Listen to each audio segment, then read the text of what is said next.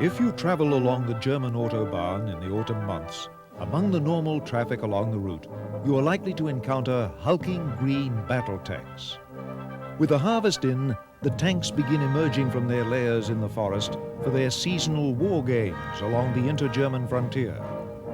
NATO wages its war games through the winter months. The Blue Army and the Orange Army engage in mock combat, practicing for a war they hope will never come.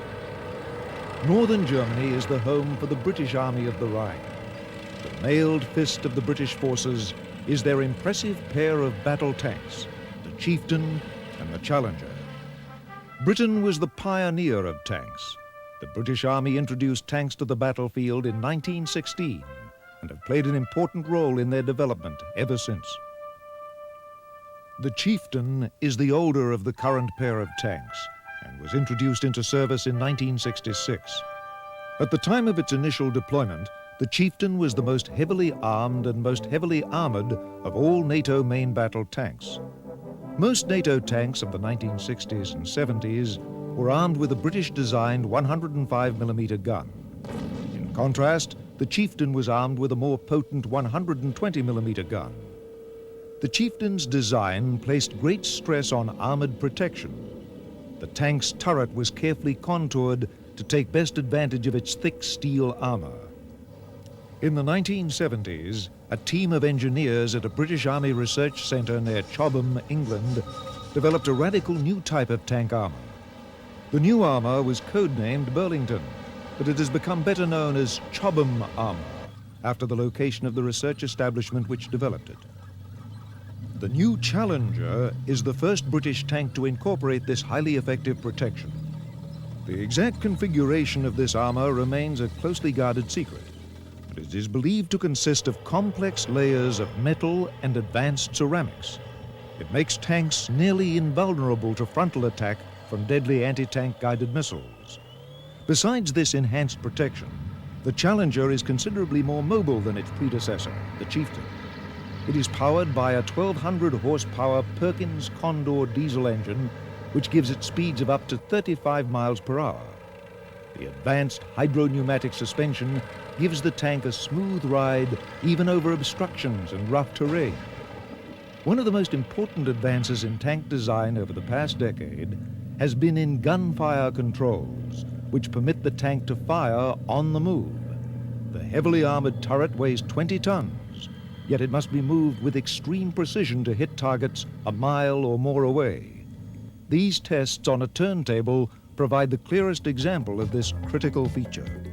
A more advanced version of the Challenger 2, is currently under development with even more sophisticated fire controls. The Challenger is supported by an armored repair and recovery version. This version is capable of recovering a bogged down or battle-damaged tank, and its hydraulic crane can be used when carrying out engine repairs.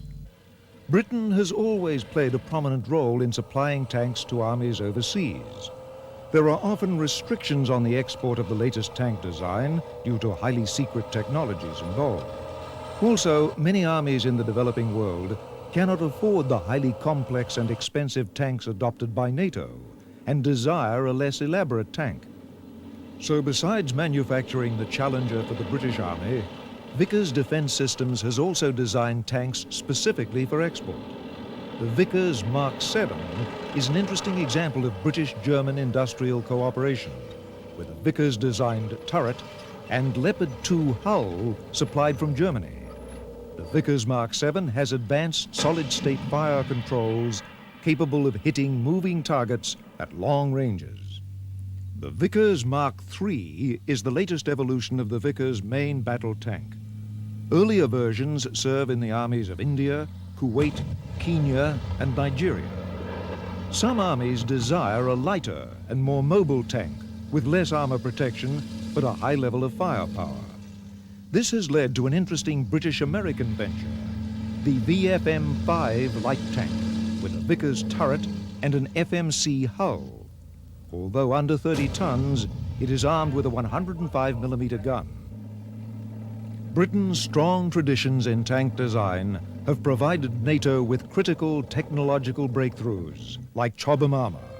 a tradition likely to endure.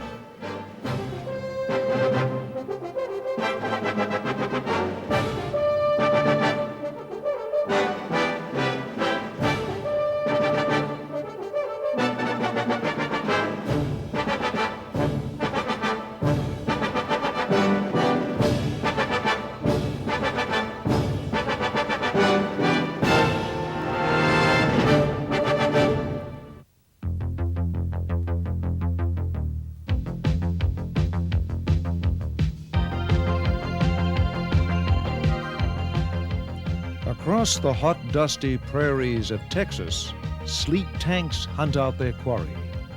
Tankers of the United States Army's 1st Cavalry Division wage mock combat using one of NATO's newest and finest tanks, the M1 Abrams.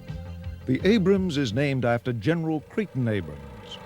Although Abrams is best known as the commander of the United States Army forces during the Vietnam War, he is a legendary figure amongst the American tankers for his hard-charging leadership of the 37th Tank Battalion in World War II. American tanks have changed greatly since Creighton Abrams' days. The M4 Sherman tank, like the one commanded by Abrams in World War II, was armed with a 75mm gun. Today's M1A1 is armed with a 120mm gun that is 3 times as powerful. The Sherman was protected by a bit more than 2 inches of steel armor. The advanced Chobham armor of the M1A1 offers protection 12 times as great. The M4 was a fast tank for its day, capable of 25 miles per hour on roads. The M1 Abrams is nearly twice as fast, even in rough terrain. The increased speed causes you to be able to do a lot more things than you normally could with the slower M60 series. And plus, it opens up some terrain to you that you can use as high-speed avenues of approach, which you didn't have before. Development of the M1 began in the early 1970s to replace the older M60 series of tanks.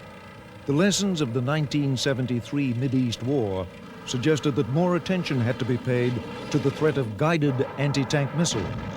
The Abrams design placed protection as a major priority.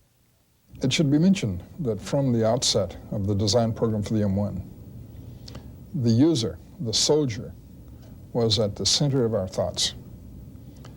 That was manifested not only in trying to make crew survivability the key new characteristic of the tank, but also to make the tank fightable. Chobham armor provided a major advance in defeating the missile threat and gives the Abrams its distinctively slab-sided appearance. The greatest risk to the crew was the ammunition carried in the tank. On the Abrams, the ammunition was positioned in a special compartment at the rear of the turret. It was separated from the crew compartment by special blast doors. If the ammunition is ignited by an enemy projectile, the explosion is vented upwards, away from the crew through special blowout panels. This once secret test footage is a remarkable demonstration of this feature. In spite of the conflagration in the rear of the turret, the blast doors protect the crew from the fire. Another key aspect of the M1's design was its weapon system. The main gun itself is only one element of the overall weapon system. Tanks appear to be crude cast-iron monsters, but their insides are crammed with high-tech, solid-state electronics designed to operate in the gritty environment of the modern battlefield. Previous generations of tanks had to stop to fire. The M1 and other modern NATO tanks can fire on the move. The turret stabilization system keeps the gun aimed at the same point, no matter how much the tank is jostled around by the rough terrain. The M1 is really effective with the stabilization system, which is built in, whereas on the old tanks, it took a lot of short halts where you stop, move, and stop, move. Of course, with the M1, you can continue to ride anywhere from 30 to 35 miles per hour and fire and get a first-round hit. The initial version of the Abrams, the M1, is armed with a 105mm gun.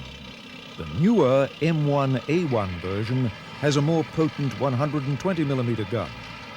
The Abrams' advanced electronic gunfire control system gives it incredible accuracy at ranges over 1 mile. A muzzle reference system measures barrel warp caused by the heat of repeated firings. A wind sensor checks for crosswinds that would cause a projectile to go astray. A laser rangefinder accurately measures the distance to the target to within inches to ensure precise aim. We have a laser rangefinder system that allows us to be able to send out a laser beam that goes out and hits the target, bounces back, and determines the range based on the time of travel for the laser.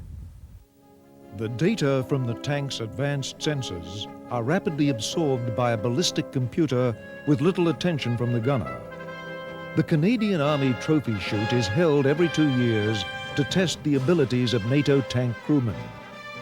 In 1987, the M1 demonstrated the effectiveness of its advanced fire control system by beating all previous records for rapidly engaging and destroying its targets. The speeds of kills on a modern battlefield are going to be totally different than they used to be, where you would shoot multiple times and not get hits. And nowadays, you have over a 90% probability of hit even while moving. The advanced electronics are easier to use than the mechanical systems used in previous generations of tanks. Tank crews are now expected to hit their targets much more quickly and with greater accuracy than in the older generations of tanks.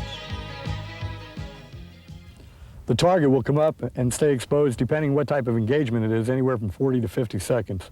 And then they will be expected to kill it within 12 seconds, okay, from the time that they actually initiate the engagement to the time that they kill the target. And within that, you have about 5 seconds reload time for the crew in case they have to fire a second round. But normally we get them on the first round. The new NATO tanks also have an advanced sighting system fitted with a thermal imager. The thermal imager senses the minute temperature differences between man-made objects, like tanks, and the natural background.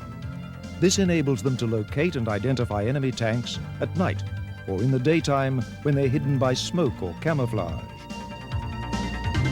Very improved system where it allows us to have basically daylight 24 hours a day. And we have eyes at night now that can see without the use of any other devices, i.e. IR searchlights, items like that. Since World War II, tank crews have dropped in size from 5 men to 4. The M1 is equipped with a 4-man crew. We have a driver. His basic job is to seek positions. That's in the process of handling the driving portion. And we have the gunner. He's to identify and acquire targets and fire them as well. And we have the loader. He basically take care of the area watch and also the rear section of the tank. And myself, I'm the tank commander. I pretty much keep control and overwatch over each other position. Driving the M1 tank is not much different from driving an automobile, but it uses a T-bar steering yoke that is similar to a motorcycle's handlebar.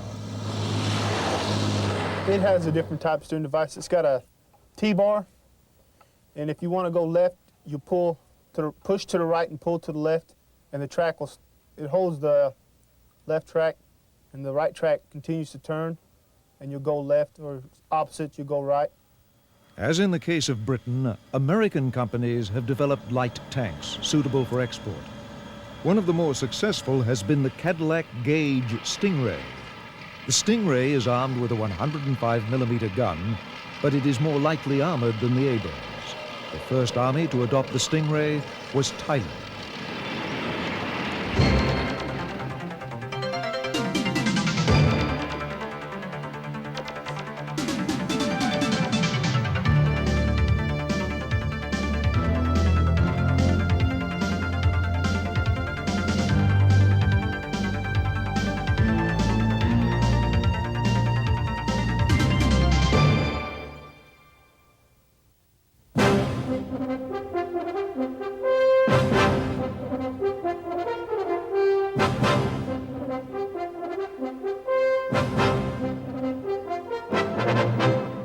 France has long been one of the pioneers in tank design. The Renault FT-17 tank was the first true modern tank, with its main weapon located in a fully traversable turret. French tank designers are continuing this tradition with the development of the new AMX Leclerc tank. The AMX Leclerc is named in honor of Marshal Philippe Leclerc, who led the 2nd Armored Division in the liberation of Paris in 1944. The AMX Leclerc is in final development and will enter service in the early 1990s. As modern main battle tanks increase in complexity, their design becomes more protracted and expensive. In the early stages of design, a variety of concepts is studied. The AMX Leclerc designers investigated a number of novel turret and gun configurations. They settled on a conventional turret, but with many advances in gunfire control systems. We spoke to one of its chief engineers to learn more about the features it will include. La puissance de feu d'un matériel dépend bien entendu de son armement principal. The firepower of a vehicle depends, of course, on its main armament and on the fire controls which direct the main armament. In the case of the Leclerc, we have adopted a high-performance automatic fire control system integrated with an electric turret drive which gives the vehicle a high degree of accuracy, which is quite remarkable. Si bien que la fonction de tir en marche sur la AMX Leclerc devient véritablement. In the case of firing while moving, it's a straightforward matter with the AMX Leclerc, which was not the case on tanks a decade ago. On tanks of the preceding generation, firing on the move required careful attention, and the performance was poorer than one found in the case of firing from the halt. Aux performances que l'on trouve pour un tir à l'arrêt. Battle tanks are becoming increasingly computerized to assist their crews in combat. The AMX Leclerc is the first tank to be built around a centralized digital electronics architecture. Tank crews no longer will communicate only by voice over radio, but will exchange critical information through the data systems. L'AMX Leclerc, par son architecture numérique, les moyens dont il dispose, est en liaison. The AMX Leclerc, with its digital electronics architecture, is in constant communication with the other armored vehicles moving along with it, whether battle tanks or command armored vehicles. There is data and information centralization aboard each vehicle. Repose sur l'utilisation d'un bus qui Because of the centralized data bus functioning inside, the digital computer architecture centralizes and disseminates the data around the vehicle. This data is coded and can be used by other vehicles.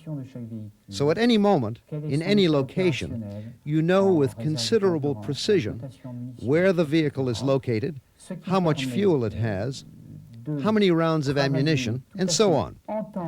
The availability of this data permits operations in real time and the best possible employment of the full capacity of the tank in its tactics when equipped like this. There have been so many advances in tank armor over the past decade that armor packages become outdated, sometimes in less than 5 years. The AMX Leclerc circumvents this problem by using modular armor packages which can be replaced by updated packages when new technology arrives.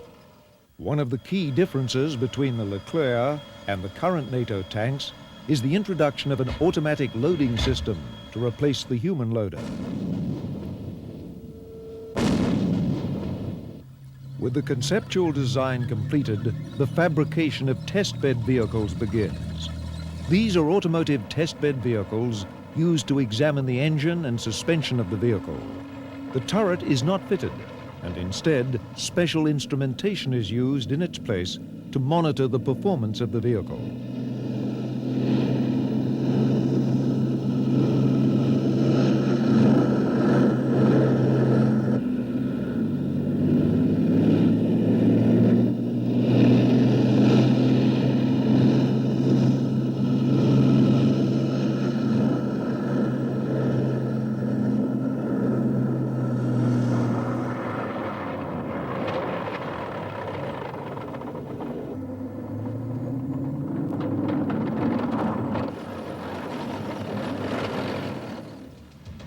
turret subsystems are examined separately.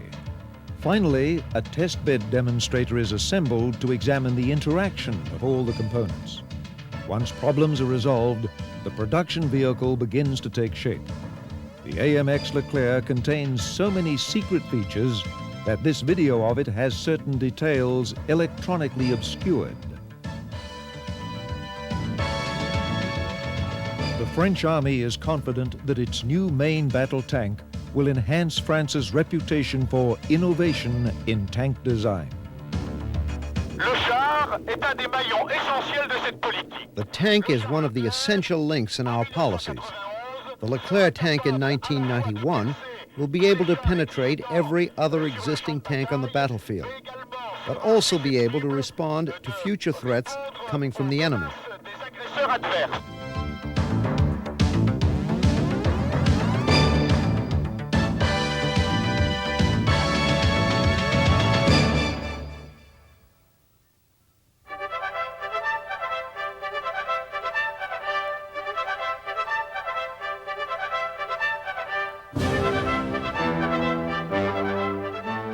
The still of an early December morning along the inter-German border is disturbed by the growl of tank diesels.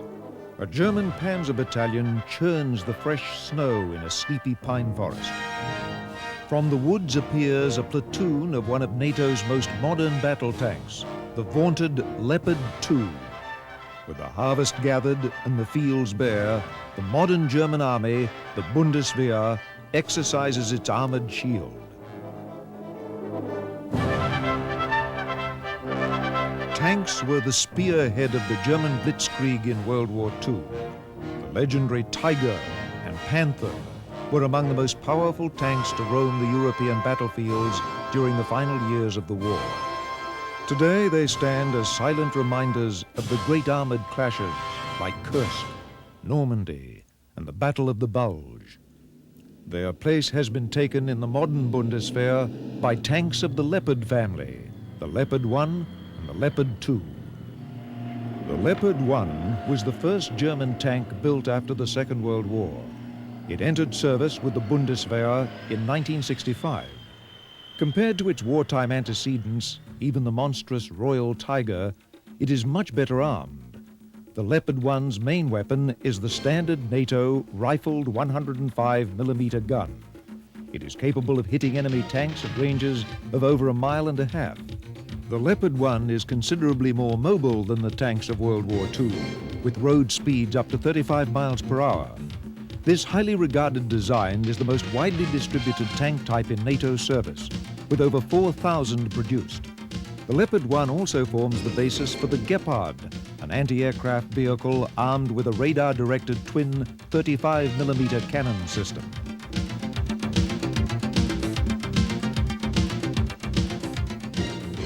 In the 1970s, the German Army began development of a new generation tank called the Leopard 2. Though sharing a common name with its predecessor, the Leopard 2 is in fact a whole new design.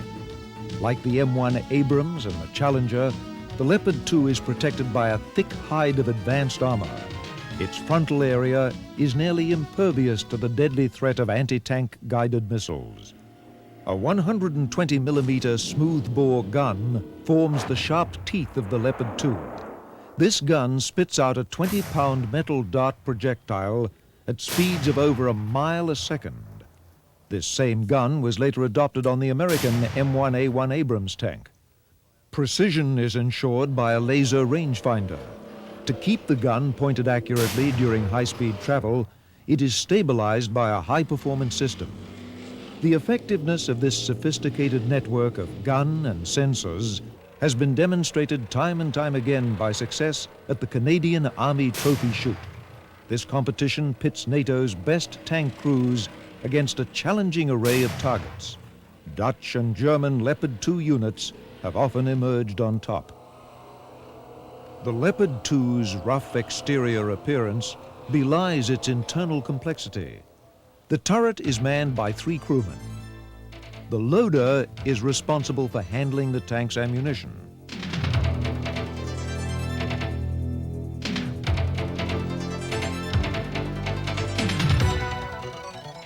The gunner aims the 120mm gun and operates the sophisticated computer-aided fire controls. The commander acquires targets and directs the rest of the crew in their duties. In spite of the technical improvements of modern tanks, the life of a tank crewman is arduous. There is ammunition to be loaded, and there are a host of other chores to keep a sophisticated machine like the Leopard 2 in good operating condition. Tanks are expensive to operate in peacetime. A tank will wear out a set of tracks every 2,000 miles, and they cost over $50,000 for a new set. Electronic simulators can help reduce the cost of training of tank crews by as much as 60%. The Leopard series uses a simulator to train new drivers. Driving a 65-ton tank at 40 miles per hour requires special skills. The simulator is linked to a scale terrain model, and the computer provides the trainee with a realistic image of the countryside. Future systems will use computer-generated images. Once the driver completes basic training on the simulator, he transfers to special training tanks for hands-on experience. Special training tanks reduce the wear and tear on actual combat tanks and are less expensive to operate. The new generation of NATO battle tanks is the fastest on record. High combat speeds make the vehicles difficult to hit during fighting. The Leopard 2's 1,500 horsepower diesel engine gives the Leopard 2 very high cross-country speeds, up to 45 miles per hour. Its torsion bar suspension dampens the jostling of rough terrain. Modern tanks are too heavy to be made amphibious, so rivers are a major obstruction to tank movement. To circumvent this problem, the Leopard tanks are designed to snorkel underwater.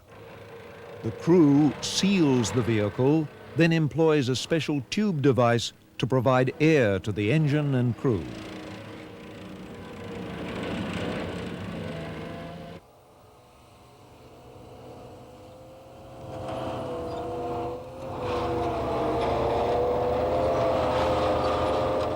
The NATO battle tank is an awesome combination of firepower, armored protection, and cross-country mobility.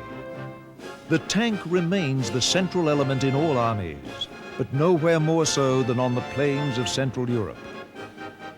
These weapons form an important part of NATO's deterrent strategy, crucial to maintaining a tense but lasting peace in Europe.